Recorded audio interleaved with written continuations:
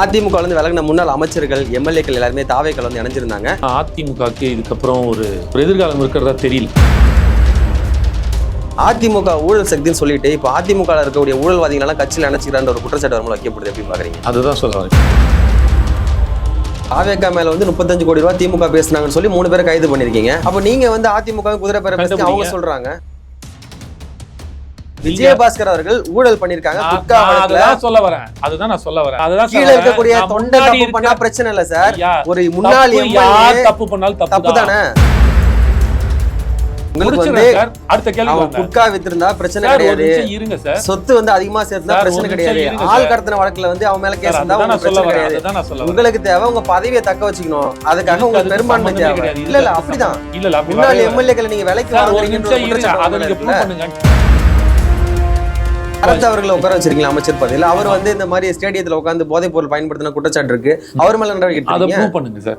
Sir அது வந்து வீடியோவே போட்டாரு. ஓ அப்படியா? அப்ப ஏடிஎம் கார்டையும் 500 ரூபாய் நோட்டு யாராச்சும் வீடியோல எது போட்டா ஜனநாயக முறைப்படி எப்படி சார் நீங்க சொல்லுவீங்க? சார் அவங்கள அப்ப ஊழல் சக்தி நீங்க சொல்லி இருக்க கூடாது சார். அவங்கள ஊழல் சக்தின்னு நீங்க விஜய் அவர்கள் சொல்லி இருக்க கூடாது. இவங்க எல்லாம் வரதுனால ஆட்சியெல்லாம் காப்பாத்தல. ஆட்சியெல்லாம் ஆல்ரெடி காப்பாத்தியாச்சு. அடுத்த 5 வருஷம் நடக்கும். மிக சிறப்பான ஒரு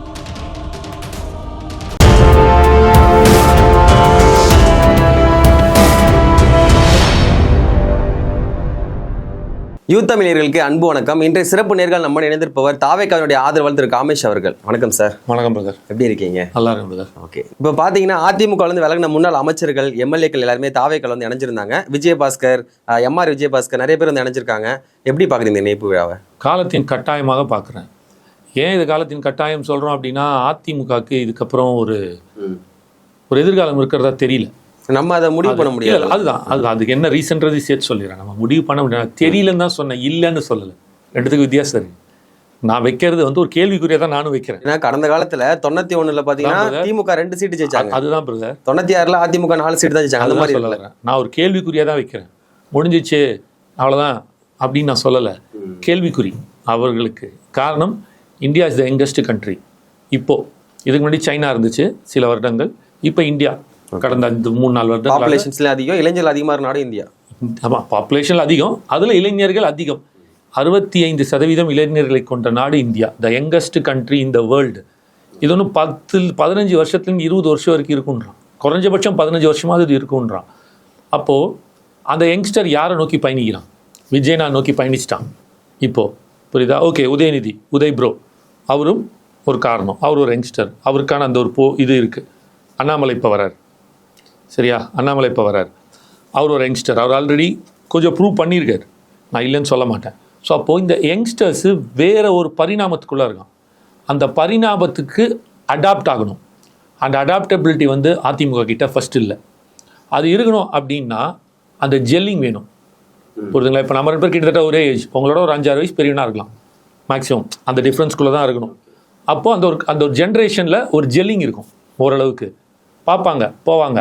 இப்போ ஜென்ரலாக. ஆனால் இங்கேருந்து ஒரு அப்பாவை விட்டு தாண்டின ஒரு ஸ்டேஜில் இருக்காங்க வச்சிங்களேன். இப்போ இருக்கிற யங்ஸ்டர்ஸோட அப்பாவோட வயசு என்னவா இருக்கும்? மேக்ஸிமம் ஒரு 50 வயசுக்குள்ளே இருக்கும். 50-55 வயசு யங்ஸ்டர்ஸ். ஜென்சி கிட்ஸுக்கு 50 வயசுக்குள்ள. இவருக்கு 75 வயசு. இப்போ நான் முடிச்சிடுறேன். அப்போது அவர் வந்து தாத்தா ஏஜுக்கு போயிட்டார், எடப்பாடி. ஆனால் அப்போ என்ன ஆகுது அப்படின்னா, அந்த கனெக்டிவிட்டி சொல்கிறோம்ல, ஒரு கனெக்டிவிட்டி இருக்குல்ல, யங்ஸ்டர்ஸோட வாக்களிக்க போகிற ஜென்சி கிட்ஸோட ஜென்சி ஆல்ஃபாவே வந்துருச்சு. இப்போது இவங்களோட கனெக்டிவிட்டி இருக்குல்ல, அந்த கனெக்டிவிட்டியில் அவங்களால வரவே முடியாது. நல்ல வேளை ஸ்டாலின் சார் தெளிவாக ஒரு பையனை கொண்டு வந்துட்டார், உதய் பிரதர். அதனால உதய் பிரதரை கொண்டு வந்ததுனால அவங்க ஓரளவுக்கு லிங்க் ஆகிறாங்க, மேட்ச் ஆகிறாங்க. இந்த பக்கம் இல்லவே இல்லைல்ல. இப்போ தாவேக்கால இணைஞ்ச அந்த கூட்டத்தெல்லாம் பார்க்கும்போது யாரும் ஜென்சி மாதிரி இளைஞர் மாதிரி தெரியல, எல்லாம் வயசான செட்டு மாதிரி. நான் முடிச்சிடுறேன். நான் அந்த கேள்வி அடுத்தது. ஏன் எதிர்காலம் இல்லைன்றதுக்கு இதை நான் பதில் சொல்லிட்டு இருக்கேன். அவங்களுக்கான எதிர்காலம் இல்லைன்றதுக்கு காரணம் இதை சொல்லிட்டு இருக்கேன். அவங்க இன்னும் தே ஹவ் நாட் அப்டேட்டட் அப்படின்னு சொல்லுவாங்கல்ல, டெக்னிக்கலாவோ மற்ற விஷயங்கள் எந்த அப்டேஷனும் இல்லாமல் இருக்கிற ஒரு கூட்டம். இன்னும் பழைய காலத்திலேயே உட்காந்துருக்காங்க. பார்த்த திண்ணையில் உட்காந்து இந்த ஊர் சைட் போனீங்கன்னா ஒரு ஆலமரத்தடியில் ஒரு 30-40 வயசானவங்க உட்காந்து பேசின்னு இருப்பாங்க. எப்போது 1967 நான் வந்து எம்ஜிஆர் கூட இருக்கும்போது அப்படின்னு ஆரம்பிப்பாங்க. கலைஞர் சொல்லும்போதுன்னு அந்த அரசியல் இனிமேல் எடுபடாது. இன்னைக்கு வேற ஒரு நோக்கி. ஆனால் அந்த இடத்துல பார்த்தீங்கன்னா ஆலமரத்துக்கு அந்த பக்கம் பார்த்தீங்கன்னா 40 பேர் உட்காந்துருப்பான், ஒரு 20-30 பேர் உட்காந்துருப்பான். அந்த பக்கம் ஒரு 200 யங்ஸ்டர்ஸு வேற ஒரு ஒர்க்கில் இருப்பானுங்க, வேற ஒன்று பேசிகிட்டு இருப்பானுங்க. அப்போது அது எது எடுக்கும்? அந்த ஊரில் ஒரு எலெக்ஷன் வருதுன்னா 200 பேர் யாருக்கு ஓட்டு போகிறோன்னா அவங்க தானே ஜெயிக்க முடியும், அவங்கள தானே கொண்டு போகும். அப்போ இது அப்படி இருக்கும். இந்த ஒரு பாயிண்ட். இப்போ நீங்கள் சொன்ன ஒரு பாயிண்ட்டுக்குள்ளே வர, நீங்கள் சொன்னவர்கள் அதிமுக விட்டு விலகினவர்கள் எல்லோருமே விலகிறதுக்கு காரணம் என்ன? நான் சொன்ன ஒரு காரணம். ஏன்னா தலைமை தன்னை புதுப்பிச்சு கொள்றதுக்கு ரெடியாக இல்லை. நான் இப்படி தான் இருப்பேன், நான் இப்படி தான் போவேன், என்னை நோக்கி இப்படி தான் வரணும் அப்படின்ற ஒரு மைண்ட் செட்டில் இருந்தாங்கன்னா அது நடக்காது. ஒரு மிகப்பெரிய இசையமைப்பாளர் இருந்தார், உலகமே பாராட்டக்கூடிய இசையமைப்பாளர். அந்த இசையமைப்பாளர் மாதிரி ஒரு இசையமைப்பாளர் பார்க்கவே முடியாது. அப்படி ஒரு ஞானி அவர், அப்படி ஒரு இசையமைப்பாளர் அவர். அந்த இசையமைப்பாளர் அப்டேட் ஆகிக்கவே இல்லை, வீம்புக்குனே உட்காந்துட்டு இருந்தார். நான் இப்படி தான் இருப்பேன், நான் இப்படி தான் பிளான் பண்ணுவேன், நான் இப்படி தான் டியூன் பண்ணுவேன், நான் இந்த மாதிரி தான் போவேன், என்னை மீறி மக்கள் எப்படி போவாங்க, என்னை நோக்கி வருவாங்க, நான் தான் நான் அவர் தான் நம்பர் 1. பல ஆண்டுகளாக நம்பர் 1லேயே இருந்தவர். அவர் அப்டேட் ஆகிக்காகாமல் இருந்ததுனால என்ன அப்டேட் இன் சென்ஸ் டெக்னாலஜி மட்டும் இல்லை, அவரோட நிலைப்பாடு, அவரோட எடுத்துகிட்டு போகிற மியூசிக் இதுவாக இருக்கட்டும், அது காலத்தின் பரிணாம வளர்ச்சிக்கு ஏற்ற மாதிரி ட்ரெண்ட், எக்ஸாக்ட்லி இல்லை ட்ரெண்டுக்கு ஏற்ற மாதிரி மாறிக்கிட்டே போகணும்ல.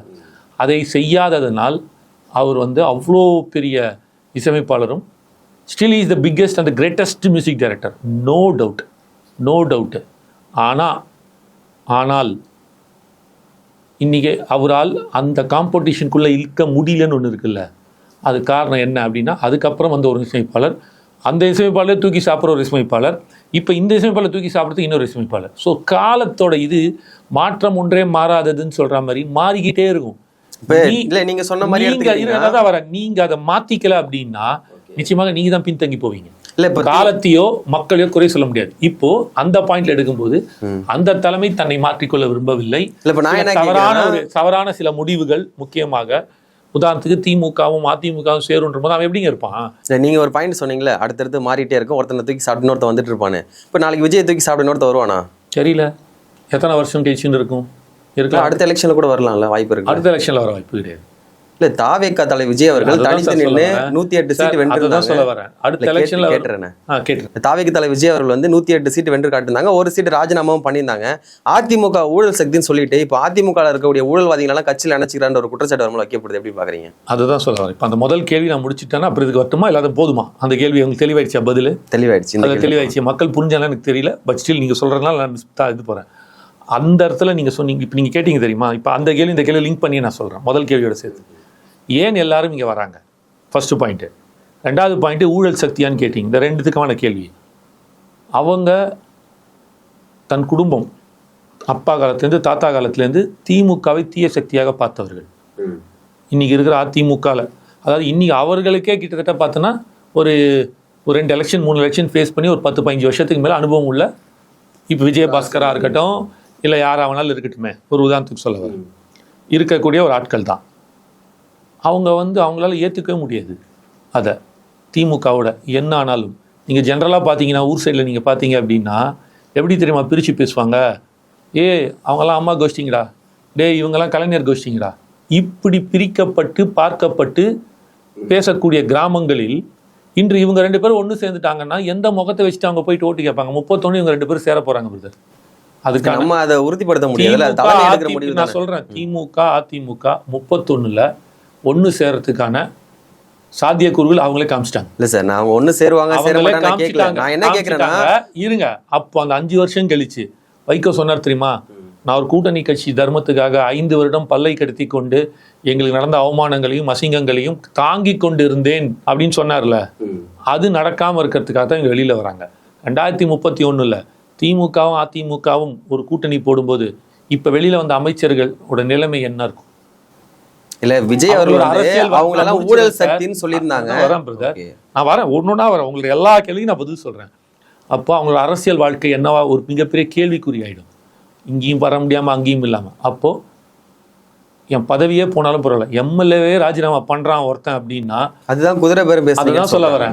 எத்தனை கோடி பேசினாங்க, நீங்க எவ்வளவு உட்கார்ந்து தாவேக்கா இல்ல தாவேக்கா மேல வந்து 35 கோடி ரூபாய் திமுக பேசுனாங்கன்னு சொல்லி 3 பேரை கைது பண்ணிருக்கீங்க.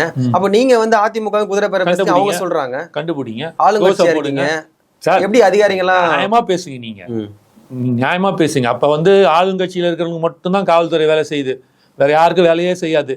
அப்ப இந்த நாட்டுல வந்து நான் பாமரன் என்ன மாதிரி ஒரு நார்மலான சார் ஆளுங்கட்சியா இருக்கும்போது கொஞ்சம் பயப்படுவாங்க முன்ன வந்து. அதெல்லாம் ஒண்ணுமே கிடையாது. யாராக இருந்தாலும் தவறுனா தவறு தான், அரெஸ்ட்னா அரெஸ்ட் தான், அதுல ஒன்றும் மாற்று கருத்தெல்லாம் கிடையாது. சரிங்களா? கண்டுபிடிங்க, எஃப்ஐஆர் ஃபைல் பண்ணுங்க. எடுத்துதான் ஆகணும். அதிமுக பொதுச் செயலாளர் உள்துறை அமைச்சருக்கு அனுப்புங்க, ஆளுநர் கொண்டு போய் கொடுங்க.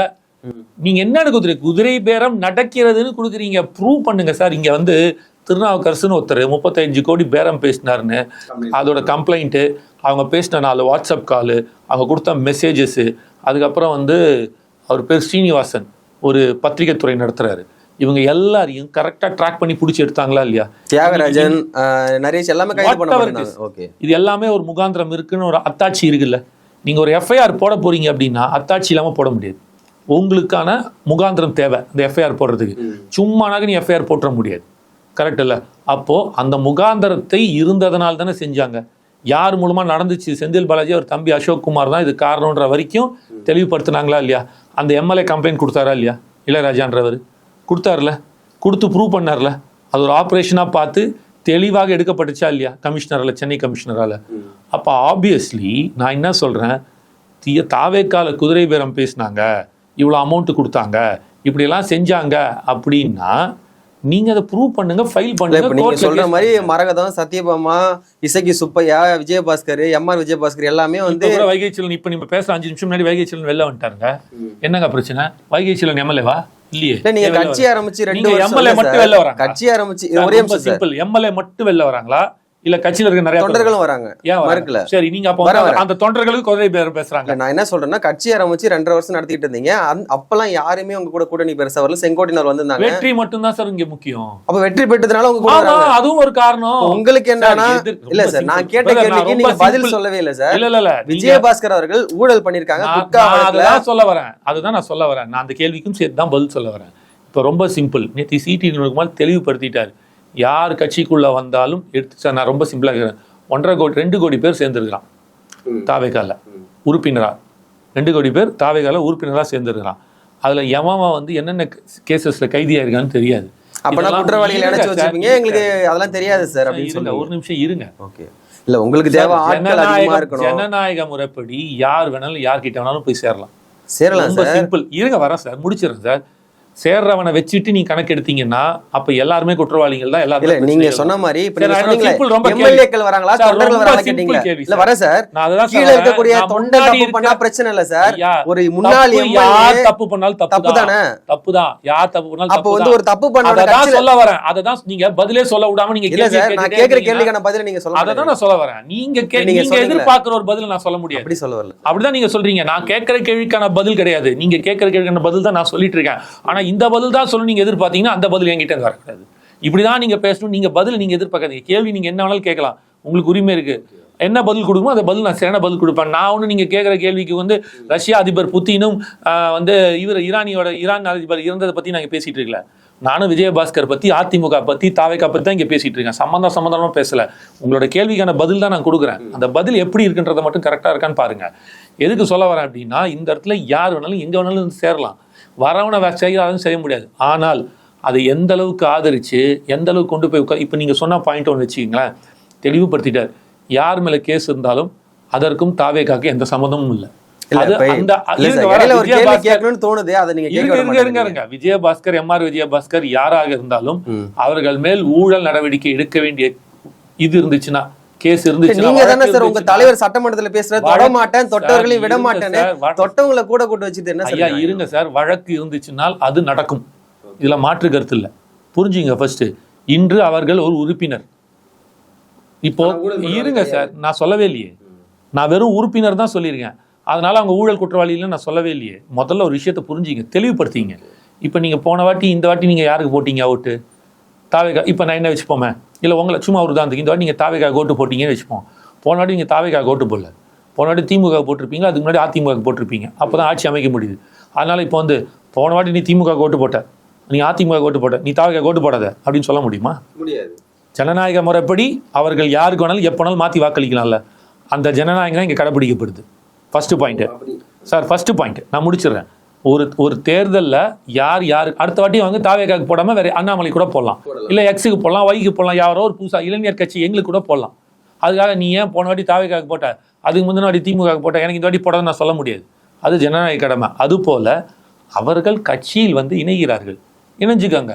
அப்போ உங்களுக்கு வந்து இல்ல சார் கேட்டுறேன், உங்களுக்கு வந்து அடுத்த கேள்வி குட்கா வித்திருந்தா பிரச்சனை கிடையாது, இருங்க சார், சொத்து வந்து அதிகமா சேர்த்தா பிரச்சனை கிடையாது, ஆள் கடத்தின வழக்குல வந்து அவன் மேல கேஸ் இருந்தா பிரச்சனை கிடையாது. உங்களுக்கு தேவை உங்க பதவியை தக்க வச்சுக்கணும், அதுக்காக உங்களுக்கு பெரும்பான்மை தேவை. இல்ல இல்ல அப்படிதான், முன்னாள் எம்எல்ஏக்களை நீங்க விலைக்கு வாங்குறீங்கன்னு நான் சொல்ல சார், எதிர்கட்சிகள் சொல்றாங்க. 1000 சொல்லுவான் எதிர்கட்சி. அவங்க என்ன சொல்றாங்க? அப்ப நான் கூட சொல்லுவேன், இவங்க வந்து இவ்வளவு பண்ணாங்க, அது போனாங்க அப்படின்ட்டு எல்லாமே இங்க ப்ரூவன் ரெக்கார்ட்ல தான் இருக்குது. அப்ப இவர் வந்து இவ்வளவு அனிதா ராதாகிருஷ்ணன்லேருந்து உங்களுக்கு வரேன், அனிதா ராதாகிருஷ்ணன்லேருந்து செந்தில் பாலாஜிலேருந்து, ஏன் நம்மளோட இவர் வந்து சொன்னார், நம்ம பேர் பிடிஆர் பழனிவேல் தியாகராஜன் சொன்னார், அது கிட்டத்தட்ட ப்ரூவ் ஆயிடுச்சு. மருமகனும் மகனும் இப்படி பணத்தை வரப்போகிற எல்லா பணத்தையும் கொள்ளையடிச்சிட்டு போனால் நான் கவர்மெண்ட் எப்படி நடத்துதுன்னு கேட்டார். அப்போ அதெல்லாம் ப்ரூவ்டா? அதெல்லாம் கணக்கில் எடுத்துக்கலாமா? பேசுறத வச்சு எதையுமே எடுக்க முடியாது. அதிகாரப்பூர்வமாக இங்க வந்து என்ன நடக்கணும்னா, நீங்க ஆதாரத்தோட ப்ரூவ் பண்ணா மட்டும்தான் அதற்கான உரிய இது நடவடிக்கை எடுக்கப்படும். என்னோட கேள்வி ரொம்ப சிம்பிள். எதி சிறுமல் சிடி நிர்மல்குமார் ரொம்ப தெளிவுபடுத்துறாரு, யார் மேல வழக்கு இருந்தாலும் அந்த வழக்கு சார், அந்த வழக்குக்கு நாங்கள் யாரும் இது உதவி செய்ய முடியாது, எந்த இதுவும் எங்க கிட்ட எதிர்பார்க்க. உங்களோட வழக்குகள் நீங்களே பார்த்துக்கொள்ளணும். ரொம்ப சிம்பிள். வரேன், நீங்க சொல்றதுதான் வரேன். இப்ப விஜயகுமார் நீங்க சொன்னீங்கல்ல, யார் வந்தாலும் தவறு செய்தாலும் இது பண்ணாலும், இவர் சொன்னாரு முதலமைச்சர் விஜய், நான் சொன்னாரு இது எப்படி சார், அவர் என்ன சொன்னாருன்னா கேட்டுறேன் சார், திமுக தீய சக்தின்னு சொன்னாங்க, அதே மாதிரி அதிமுக வந்து ஊழல் சக்தின்னு சொல்லியிருந்தாங்க. இப்போ அதிமுக இருந்து வந்தவங்க இங்கெல்லாம் வரும்போது அப்ப திமுக என்ன சொல்றேன்னா, வாஷிங் மிஷின் வச்சு நீங்க வெளுத்து அவங்களை ஊழல் சக்தியா. இப்போ கேள்வி ரொம்ப சிம்பிள். இத்தனை 20 வருஷம், இதுக்கு 60 வருஷமாக திமுக அதிமுக ரெண்டாவது இருந்தாங்க எதிர்கட்சியாக. அப்ப அதிமுகலேருந்து வந்தவர் தான் ஏவாவேலு, அதிமுகலேருந்து வந்தவர் தான் வந்து செந்தில் பாலாஜி. அதிமுகலேருந்து தேமுதிக போயிட்டு தேமுதிகலேருந்து திமுக வந்தார் சேகர் பாபு. அப்போ இந்த மாதிரி ராஜகண்ணப்பன் இந்த மாதிரி நிறைய, அதுதான் சொல்றேன். அப்ப என்ன கணக்குல எழுதலாம் அதெல்லாம் சார்? இங்க அரசியலை பொறுத்த மட்டும் யார் எங்க வேணாலும் எப்படி வேணாலும். நீங்க என்ன சொல்றீங்கன்னா அதிமுக நான் முடிக்கவே இல்லையே, நான் கேக்குறேன் சார். அதான் அடுத்த கேள்வியா கேளுங்க. இந்த கேள்விக்கு நான் பதில சொல்லிறேன், அதுக்கப்புறம் நீங்க வாங்க. இந்த கேள்விக்கே பதில் நான் முடிக்காம அடுத்த கேள்விக்கு போற அர்த்தம் இல்ல. இடையில ஒரு கேள்வி சொல்ல வரேன், அது அடுத்தது கேட்டு கேளுங்க. அப்போ நான் இந்த கேள்விக்கு பதில் சொல்லாம நீங்க கேட்டா அந்த கேள்விக்கு போட இந்த கேள்விக்கு எப்படி பதில் சொல்ல முடியும்? அதுதான் நான் சொல்ல வரல. இப்போ அந்த நீங்க சொல்ற சோ கால்டு விஜயபாஸ்கருக்கு, அவர் மேல இருக்க குற்ற நடவடிக்கை இல்ல, அவருக்கு நாளைக்கு ஒரு அமைச்சர் பதவி கொடுத்து உட்காத்தி வச்சீங்கன்னா நீங்க கேட்கறதுல ஒரு நியாயம் இருக்கு. அதெல்லாம் எதுவும் நடக்க போறதும் இல்லை நான் நம்புறேன், எனக்கு தெரிஞ்ச வரைக்கும். இப்போ சரத் அவர்களை உட்கார வச்சிருக்கீங்களா அமைச்சர் பதவியில்? அவர் வந்து இந்த மாதிரி ஸ்டேடியத்துல உட்காந்து போதைப் பொருள் பயன்படுத்தின குற்றச்சாட்டு இருக்கு, அவர் மேல நடவடிக்கை அதை ப்ரூவ் பண்ணுங்க சார். சார் அது வந்து வீடியோவே போட்டு, ஓ அப்படியா? அப்ப ஏடிஎம் கார்டையும் 500 ரூபாய் நோட்டு யாராச்சும் வீடியோல எது போட்டாலும் நீங்க ஏத்துப்பீங்க. நீங்க அது வந்து அவர் தெளிவுபடுத்திட்டாரு, அவரே வீடியோ போட்டுருக்காரு, அந்த மாத்திரைன்னு சொல்லிட்டு அவர் தெளிவுபடுத்திட்டாரு. அதையெல்லாம் வேற யாராச்சும் மாத்திரை போய் யாராச்சும் ஏடிஎம் கார்டு வச்சு நசுக்குவாங்க, அதெல்லாம் அப்படிலாம் நீங்க சொல்ல முடியாது. என்ன வேணாலும் எப்படி வேணாலும் யார் வேணாலும் பண்ணலாம். அந்த சமயத்துக்கு இல்ல, இப்போ சரத் அவர்கள் வந்து பயன்படுத்துறது வந்து ஏடிஎம் கார்டு வச்சு பயன்படுத்தி மாத்திரை. ஒரு நிமிஷம் இருங்க அப்படின்னு அவர் சொல்லியிருக்காரு. அதற்கு உரிய ஆதாரத்தை வந்து, அதாவது அவங்க அவர்கிட்ட வந்து என்ன கேட்டிருக்காங்கன்னா, கட்சி தலைமையில அவருக்கு வந்து ஒரு இது கேட்டிருக்காங்க. வரும் விரைவில் அதற்கான என்ன எதுன்னு ப்ரூவ் விசாரணை போட்டிருக்காங்க. இப்ப போட்டிருக்காங்க, 3 நாள் முன்னாடி போட்டிருக்காங்க. தலைமையில விசாரணை போட்டிருக்காங்க. அந்த விசாரணைக்கு அவர் வந்து ஆஜராகணும், அதை வந்து அவர் சொல்லணும். இல்ல அப்படி ஒருவேளை முடிக்கல சார், ஒருவேளை இருந்தால் கண்டிப்பாக அந்த ஒழுங்கு நடவடிக்கை எடுக்கப்படும் வரைக்கும் தலைமையில இருந்து வந்து எடுத்தீங்கன்னா கண்டிப்பா வரவேற்கலாம். கண்டிப்பா சொல்லியிருக்காங்க பொதுச் செயலாளர் நினைக்கிறேன். அவர் தலைமைன்னு சொல்லிட்டாங்க, பட் எக்ஸாக்டா பொதுச் செயலர் சொன்னாரா தலைமையிலன்னு சொல்றாங்க. பட் தலைமை அவரை விசாரணை கூப்பிட்டுருக்காங்க, அதை அவர் வந்து ப்ரூவ் பண்ணணும் அப்படின்னு சொல்லி கட்சியை கேட்டிருக்கு. நீங்க கவர்மெண்ட் சைட்ல கூட கேட்கல, கட்சி தாவேகா கட்சி இதை கேட்டிருக்கு. இது கண்டிப்பாக நடத்தப்படும். அதே மாதிரி நீங்க இன்னொன்னு கூட கேட்பீங்க, இதுல வந்து அப்ப என்ன இந்த பாலியல் வன்கொடுமையில வந்து ஒரு எம்எல்ஏ வந்து இதுவாயிருக்காருன்னு சொல்லி கேட்டிருக்காங்க. அந்த குற்றச்சாட்டுக்கும் அவர் மேல் வந்து அதுக்கும் வந்து விசாரணை கேட்டிருக்கிறாங்க. அதுல ஒரு முரண்பாடு இருக்கிறதுனால அது எஃப்ஐஆர் ஃபைல் ஆகி போலீஸ் கேஸ்லயே அது நடந்துட்டு. அடுத்த கேள்வி கேட்கலாமா சார்? தாராளமா. திமுக வந்து தீய சக்தி, அதிமுக ஊழல் சக்தின்னு சொல்லியிருந்தீங்களா? இந்த ரெண்டு கட்சியுமே வேணான்னு சொல்லி தான் மக்கள் உங்களை நம்பி கிட்டத்தட்ட 1,74,00,000 பேர் வாக்கு போட்டிருக்காங்க. அதே மாதிரி 34% வாக்கு எடுத்திருக்கீங்க. எடுத்து பெரும்பான்மையை நிரூபிச்சு நீங்க ஆட்சி அமைச்சிருக்கீங்க. இப்போ அதிமுக இருக்கக்கூடிய ஊழல் சக்தி எல்லாம் நீங்க சேர்க்கும் போது மக்கள் மேல தாவேக்கா ஒரு ஊழல் சக்தின்ற ஒரு நம்பிக்கை வராதா? தலைமை சரியா இருந்தாலும் கீழே இருக்கவும் சரியா இல்ல சார், அதுதான் மறுபடியும் சொல்றேன்ல. இப்போ யார் செய்யறாங்கன்றதை வச்சுதான் இங்க தலைமை தான் பிரச்சனை. அதனால நான் முதலே சொன்னவங்க தலைமை தான் பிரச்சனையா? எல்லாத்துலயுமே தலைமை தான் பிரச்சனை. தலைமை சரியா இருந்தா கீழே எல்லாமே சரியா இருக்கும். தலைமை சரி இல்லாம போகும்போது தான் இந்த இஷ்யூஸ் எல்லாமே வரும். புரிஞ்சுக்குங்க. இப்போ ரொம்ப சிம்பிளா நான் மறுபடியும் சொல்றேன். ஒருத்தர் தவறு செஞ்சிருக்காரு, இருந்தாலும் நம்ம கட்சிகள் வந்து சேர்றாருன்னா ஜனநாயக கடமை. நான் முதலே சொன்னேன், போன வாட்டி நீ அவங்களுக்கு ஓட்டு போட்டு இந்த வாட்டி ஏன்டா நீ எனக்கு ஓட்டு போடுற அப்படின்னு கேட்க முடியாது சார். அதே மாதிரி மக்கள் நல்லவங்க ஊழல் செய்ய மாட்டீங்க. அதுதான் சொல்ல வரேன். அதுதான் நானும். அப்ப போன வாட்டி ஊழல் செஞ்சு ஏன் ஓட்டு போட்டீங்க? 21 தான் ஊழல் பண்ணிச்சு திமுக. அதுக்கு முன்னாடி வரும்போது ஆட்சியில ஊழலே பண்ணல. அப்ப 47 சீட்டு ஜெயிச்சிருக்கிற அதிமுக 2016, 17 21 இருக்கும்போது ஊழல் பண்ணல. அப்ப எதுக்கு அவங்க 47 சீட்டுக்கு மக்கள் கொடுத்தாங்க? மக்கள் தப்பு பண்றாங்கன்னு சொல்றீங்க. அவங்களோட எதிர்பார்ப்பும் அவங்களோட வில்லன் விஷயம். ஆப்ஷன் கிடையாது சார். திமுக அதிமுக ரெண்டு தான் சொல்ல வரேன். மாற்றா நீங்க வந்தீங்கன்னா அதான் சொல்ல வரேன். அப்ப அந்த இரண்டு கட்சி இருக்கும்போது வேற வழி இல்லாம தன்னை தப்போ ரைட்டோ நான் இருந்து தொலைக்கணும்னு இருக்கிற இடத்துல இப்ப நீங்க சொன்ன அதே ஆப்ஷன் வரும்போது ஒரு நல்லவனுடன் சேர்ந்து பயணிக்கும் வாய்ப்பு எனக்கு கிடைக்குது. நான் இருக்கிறேன், இப்ப போறேன் அப்படின்ற ஒரு பாயிண்ட். ரெண்டாவது பாயிண்ட், நீங்க சொன்ன நீங்க திருப்பி எங்க வரீங்கன்னு எனக்கு தெரியல. எனக்கு என்னன்னா ஒண்ணு மட்டும் தெளிவுபடுது. எங்க வரீங்க? விஜயபாஸ்கர் ஊழல்வாதியா இல்லையா? ஊழல்வாதியா இல்லையா? அது வந்து கேஸ் நடக்குது. கேஸ்ல உங்களுடைய தாவேக்கோட பார்வையில விஜயபாஸ்கர் யார் சார்? குற்றவாளியா இல்லையா? கேஸ் நடக்குது சார். புரியுது சார். இப்ப அனிதா ராதாகிருஷ்ணன் மேல கேஸ் இருக்கு சார். ஓகே, சரிங்களா? அப்படி நீங்க பாத்தீங்கன்னா எல்லா செந்தில் பாலாஜி மேல கேஸ் இருக்கு. திமுக மேல, அதிமுக மேல நிறைய பேர் இருக்கு. அப்ப எல்லாருமே ஊழல்வாதின்னு எடுத்துலாமா? ஆனா பணம் கைப்பற்றப்பட்டிருக்கு. அததான் சார் இன்னும் கேஸ் நடக்குது சார். இல்ல சார், எம்ஆர் விஜயபாஸ்கரா இருக்கட்டும், சிஜே விஜயபாஸ்கர் கேஸ் நடந்துட்டு இருக்கு. ப்ரூவ். அப்ப ஜெயலலிதா குற்றவாளியா? குற்றவாளி இல்ல சார். குட்கா வழக்குல 40 கோடி ரூபாய் எக்ஸ்ட்ரா வாங்கிருக்காங்க. குற்றவாளியா? ஊழல்வாதியா? ஊழல்வாதி. இல்லையே, தூக்கிட்டாங்க கேஸ்ல இருந்து சார். அது இறந்ததுனால தூக்குனாங்க. இறக்கலனா ஜெயலலிதா வர சார். ஜெயலலிதா அம்மா இறக்கலனா அவங்க கண்டிப்பா சிறைக்கு போயிருப்பாங்க. ஒரு நிமிஷம் சிறைக்கு போயிருப்பாங்க. அதான் நான் சொல்ல வரேன். அதுதான் நான் சொல்றேன். குன்னா கொடுத்த ஒரு இதுக்கு வந்து குற்றவாளி சொல்லி 3 வருடம் கடுங்காவல் தண்டனைன்னு சொல்லிட்டாங்க. 3 வருஷமா 4 வருஷம் கொடுத்தாங்க. அதுக்கப்புறம் வந்தவர் என்ன பண்ணாரு? அந்த அடுத்த கோர்ட்ல வந்தவர் அது மேல்முறையீடு போகும்போது இல்லைன்னு எடுத்துட்டாங்கல்ல. வரும்போது என்ன சொன்னாங்க? இவர் இல்லாததனால் இந்த கேஸ் தள்ளுபடி செய்யப்படுதுன்றாரு. ஜெயலலிதா மட்டும் தான் தூக்குனாங்க. மத்த 3 பேரும் தள்ளுபடி செய்யப்பட்டுச்சுன்னு சொன்னாங்க. அந்த எண்ட் பாயிண்ட் அதுதான் நான் சொல்ல வரேங்க. புரிஞ்சுக்குங்க. இப்ப இந்த பாயிண்ட் இப்ப இவர் ஊழல்வாதியாக இப்ப வந்து ப்ரூவ் பண்ணப்பட்டால், விஜயபாஸ்கர் ப்ரூவ் பண்ணப்பட்டுடுச்சு, எஸ் ஊழல்வாதி, அவருக்கு தண்டனை கொடுக்கப்பட்டால் கட்சியை விட்டு நீக்க போறாங்க. சிம்பிள் அதான் சார். இப்போ ஊழல்வாதி நிரூபிக்கப்பட்டா நாங்க கட்சியை விட்டு நீக்கிறோம்னு சொல்றீங்க. அது வரைக்கும் அவர் சட்டமன்ற உறுப்பினரா இருக்காரு. அவரோட தயவு நமக்கு வேணும். இல்லையே, ராஜினாமா பண்ணிட்டாரா? இல்ல நான் என்ன சொல்றேன்னா, இப்ப சீட்டு கொடுக்கல என்ன பண்ணுவீங்க? சீட்டு கொடுப்பீங்க நம்பிக்கையில தான் வந்திருக்காரு. கொடுக்கல என்ன பண்ணுவீங்க? வெளில போயிருவாரு. அவ்வளவுதான், முடிஞ்சிருச்சு. அப்ப இல்ல நான் உங்களுக்கு ஆட்சி அமைக்கணும்ன்றதுக்காக நீங்க வர வைப்பீங்க. ரொம்ப சிம்பிளா யார் வர வச்சா? இப்ப தேவையே இல்ல. முதல்ல தெளிவா புரிஞ்சுங்க. ஃபர்ஸ்ட் நீங்க நினைக்கிற மாதிரி அதிமுக கூப்பிட்டு ஆட்சி அமைக்கணும்னு நினைச்சிருந்தாருன்னா இந்த 4 கட்சி நீங்க சொல்ல முடியாது சார். ஜனநாயக முறைப்படி எப்படி சார் நீங்க சொல்லுவீங்க சார்? அவங்கள அப்ப ஊழல் சக்தி நீங்க சொல்லிருக்க கூடாது சார். அவங்கள ஊழல் சக்தின்னு நீங்க விஜய் அவர்கள் சொல்லிருக்க கூடாது. நீங்க அதான் சொல்ல வரேன். நான் சொல்றது தெளிவா புரிஞ்சுங்க இந்த இடத்துல பாயிண்ட. இங்க அதை நீங்க கேட்டதுக்காக நான் சொல்ல வரேன். இப்ப அந்த ஊழல் சக்தியா வராங்க. ஊழல் சக்தியை எப்படி களை எடுப்பீங்க? இப்படி கூப்பிட்டு இப்ப உதாரணத்துக்கு சொல்ல வரேன். ஒரு விதண்டாவாதன் கூட வச்சிங்க. ஒரு ஆர்குமெண்ட் சேக் நான் சொல்றேன். விஜய் நான் உள்ள கூப்பிட்டாரு, நம்பி வந்துட்டாங்க. விஜய் நான் கூப்பிடல, நம்பி வராங்க, ஓகே வாங்கன்ட்டாங்க. நாளைக்கு அவர் சீட்டு கொடுக்கல, அந்த மாவட்ட செயலாளர் எவ்வளோ ஒருத்தன் குத்துட்டாங்க. என்ன பண்ணுவார் விஜயபாஸ்கர்? என்ன பண்ண முடியும்? ஒன்றும் பண்ண முடியாது. அவ்வளோதான். என்ன முடிவு? இப்படி கூட களை எடுக்கலாம். விஜய் நான் எடுக்கிறாரு வச்சுங்க, இப்படி கூட எடுக்க முடியும் சார். அங்க ஊழல் பண்ணறவங்க வந்து ஊழல் பண்ண மாட்டேன்னு நினைக்கிறீங்களா? அது நான் அதை தான் சொல்ல வரல. அதுக்கு பொசிஷன் கொடுக்கணும். அவருக்கு இங்க வந்து எப்படி ஊழல் பண்ணுவாருன்றீங்க. பவர் என்ன இருக்கு? இன்னி வரைக்கும் ஒரு உறுப்பினர்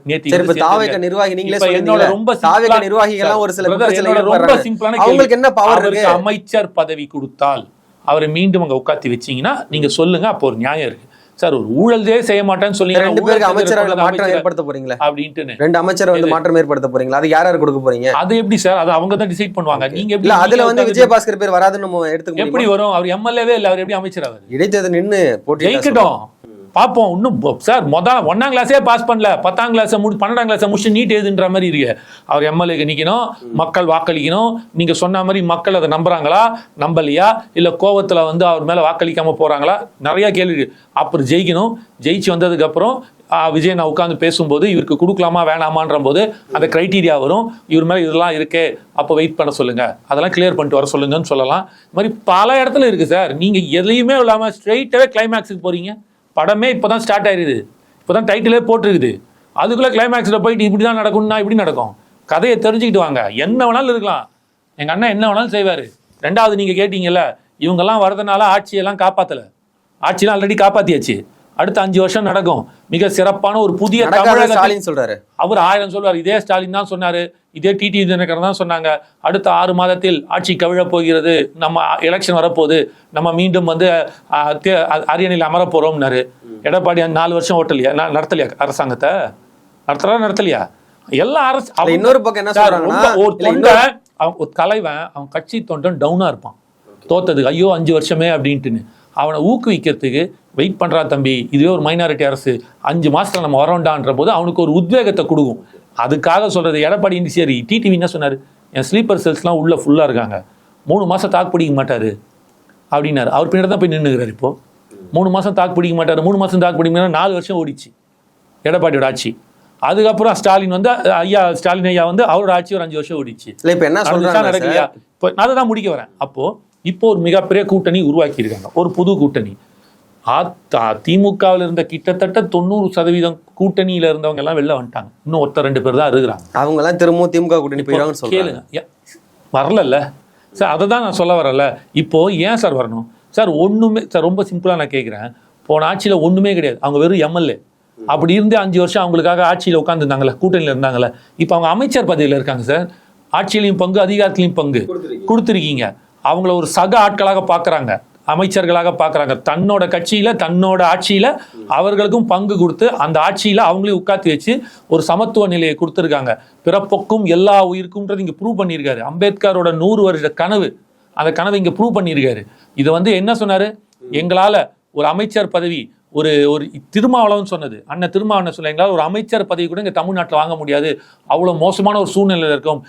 அதுவே எங்களால் முடியாது, நாங்கள் எப்படி வந்து முதலமைச்சராகவோ துணை அமைச்சராக ஆக முடியும், அந்த தகுதியே எங்களுக்கு இல்லைன்னு புறக்கணிச்சு வச்சிருக்காங்க. இன்னைக்கு ஒரு அமைச்சர் இருக்காரு, வன்னியரசுன்ற ஒருத்தர், காத்தால சமூக நீதி அமைச்சராக இருக்காரு. அவ்வளோ பெருமையாக பேசுகிறாங்க. நானே அவருக்கு என்ன பர்சனலாக தெரியும். எனக்கு நான் 11 மணி ஆனாலும் நைட்டு உட்காந்து நீங்கள் போனீங்கன்னா அப்பாயின்மெண்ட்டுன்றதெல்லாம் தாண்டி ஜென்ரலாக மினிஸ்டர் அப்பாயின்மெண்ட் வாங்கிட்டு போகணும். அதை தாண்டி எவ்வளோ ஒரு இந்த அமைச்சராக இருக்காரு அப்படின்னு பார்த்தீங்கன்னா 11 மணி ஆனால் உங்களை பார்த்து பேசி தான் போறாரு. அந்த அளவுக்கு அமைச்சர். அப்ப அந்த வாய்ப்பு கொடுத்தோன்னே ப்ரூவ் பண்றாங்கல்ல, ஒரு நிமிஷம் முடிக்கிறேன். இப்போ அதே கேள்விக்கு தான் நான் திருப்பி வரேன். அப்போ இந்த அளவுக்கு ஒரு ஸ்திரத்தன்மையோட அடுத்த 5 வருஷத்துக்கு எந்த பிரச்சனையும் இல்லாத ஒரு ஆட்சியே இருக்கும்போது எதுக்கு அதிமுக கூட்டு வந்து விட்டுக்கணும் எங்களுக்கு? அப்படி அதிமுக ஆட்கள் வேணும்னு இருந்திருந்தா இந்த 4 கட்சி தேவையே இல்லை. என்னடா ஐயோ காங்கிரஸ் 2 கம்யூனிஸ்ட் வச்சுலாம் நீங்க ஆட்சி செய்யவே முடியாது. உங்களுக்கே தெரியும் எவ்வளவு பிரச்சனை பண்ணுவாங்கன்றது. பிரச்சனை செஞ்சுன்னா அவர்களோட நிலைப்பாடு வேற. சார் அதான் சார் சொல்ல வரேன். அரசாங்கத்தை நடத்துறதுக்கு சில காம்ப்ரமைஸ் இருக்கு, புரியுதுங்களா? அவர்கள் போராளிகள். அந்த போராளிகள் இல்ல, அவங்க போராளிகள், அவங்களுக்கு அது புரியாது. அவங்க அப்படிதான் இருப்பாங்க, அது தவறு கிடையாது. அப்படியும் ஆட்கள் தேவை. அப்போதான் அரசாங்கம் இன்னும் பயத்தோட நல்லா நடக்கும். அவங்க IUML இத்தனை பேர் இருக்கிறதுக்கு ஒரு பிரச்சனையும் இல்லை. நேராக போய் அதிமுக எடப்பாடிட்ட பேசின்னு வச்சிங்க, டெப்டி சிஎம் சார் நீங்க, சிஎம் சார் நாங்க வாங்க அப்படின்னா 47 ஸ்டேட் உள்ள வந்தா முடிஞ்சு போச்சு. ஆட்டோமேட்டிக்கா நடந்துட்டு போயிட்டே இருந்திருக்கும், எந்த இஷ்யூஸும் இல்லை அப்படின்ட்டு. எப்படி சொல்றீங்கன்னா அதிமுக கூட கூப்பிட்டு இருந்தா 47 வாங்கியிருக்காங்கல்ல பிரதர், இவங்களுக்கு தேவை வெறும் 10 உள்ள வந்திருந்தாங்கன்னா அதிமுக முடிஞ்சு போச்சு. இல்ல அதிமுக சக்தி சொன்னீங்க, நீங்க சொல்றீங்கல்ல இப்ப அதிமுக உள்ள அதனாலதான் எடுக்கல, புரியுதுங்களா? அதனாலதான் அவங்களை யாருமே கொண்டு வரல. மதவாத சக்தி எங்களுக்கு வேண்டாம், மறைமுகமாகவோ நேர்முகமாகவோ யாராவது பாஜக கூட்டணி வைத்திருந்தால் கண்டிப்பாக வேண்டவே வேண்டாம் அப்படின்ற நிலைப்பாடுல தெளிவா இருந்ததுனால தான் இந்த மதவாத சக்தி இல்லாம என்ன இருந்தாலும் அங்க கூட்டணி வச்சிருக்காங்க பாஜகவோட. செங்கோட்டையன் வந்து பாஜக கூட இணக்கமாவே இல்ல, அவர் டோட்டலா ஒதுங்கிட்டாரு. இல்லையா அவர் இங்க நீங்க ஏதாவது ஒரு கனவு காண்ட்டு வந்து கேட்டா நான் என்ன சொல்றேன்னா, அதுக்கு முன்னாடி டெல்லி பயணம் போயிட்டா அதுக்கப்புறம் பயணிச்சு வராங்க.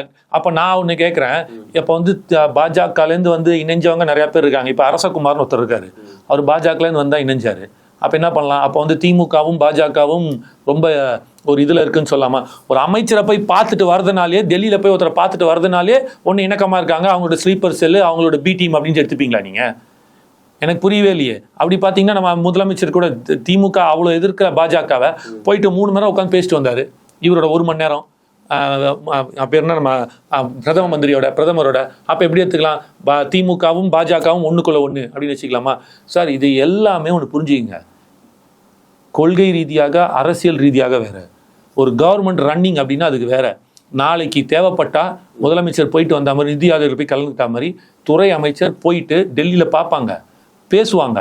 ஏன்னா அவங்களுக்கு நிதித்துறையிலேருந்தோ அவங்களுக்கு ஒரு விஷயமோ அந்த துறை சார்ந்த வேலை நடக்கணும்னா போய் பார்த்து பேசணும். முதல்ல விஜய் அவர்களே சொல்லியிருக்காங்க, மத்திய அரசோட இணக்கமா போனாதான் நம்மளோட வளர்ச்சி நம்ம பண்ண முடியும். அவ்வளவுதான். That is administration is different. Government run பண்ண வேணாமா? அந்த ரன்னிங்க்கு டிஃபரெண்ட். ஆனா கொள்கை ரீதியா வேற. உனக்கு மும்மொழி கொள்கை, எனக்கு 2 மொழி கொள்கை தான், நான் மாற மாட்டேன். புரியுதா? உன்னோடது இந்துத்துவா, என்னோடது வந்து செக்குலர், எல்லோரும் சமம் அப்படின்னு நான் போறேன்.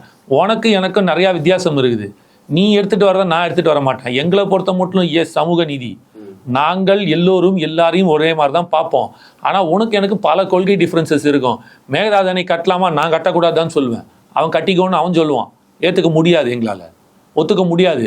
ஒரே நாடு ஒரே எலெக்ஷன், நோ, ஏற்றுக்க மாட்டோம். இந்த மாதிரி பல கொள்கைகள், பல நேர்த்திக்கு சொல்லியிருக்காரு.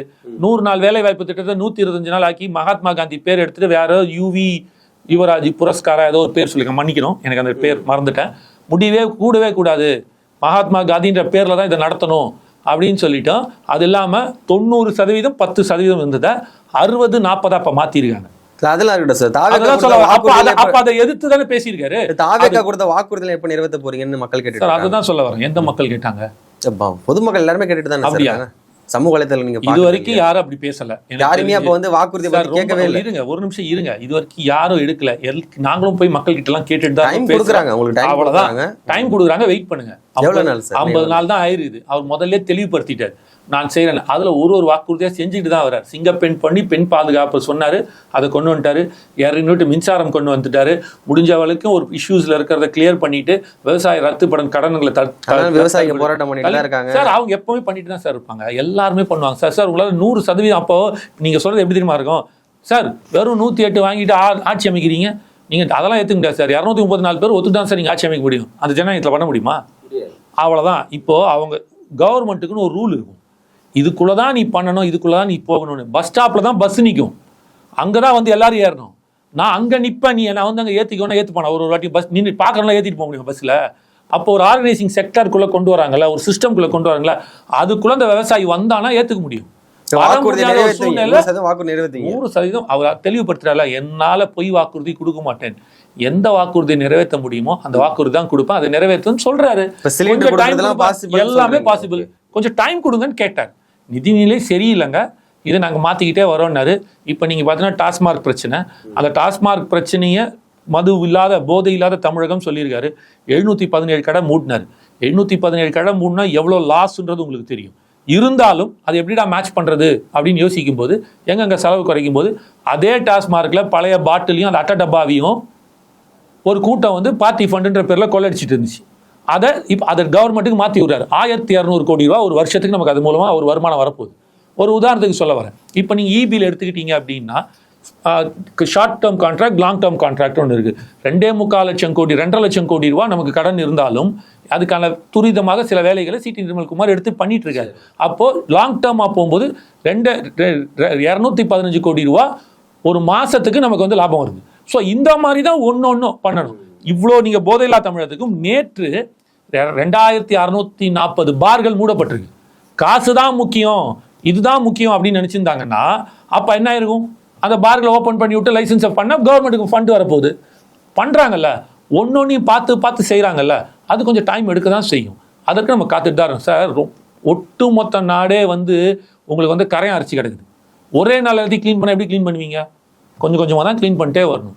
நிச்சயமாக இந்த தமிழகம் ஒரு சிறப்பான தமிழகமாக, அனைவரும் விரும்பும் தமிழகமாக, மக்கள் போற்றும் தமிழகமாக, இந்தியாவின் முதன்மை மாநிலம் தமிழகம் என்ற பெருமையோடு இருக்கும். அது விஜய் நான் கண்டிப்பாக செய்வார், நான் நம்புறேன். ஓகே, உங்கள் நேரத்தை ஒதுக்கி நிறைய தகவல்கள் பகிர்ந்தீங்க. மிக்க மகிழ்ச்சி. நன்றி சார். Thank you brother.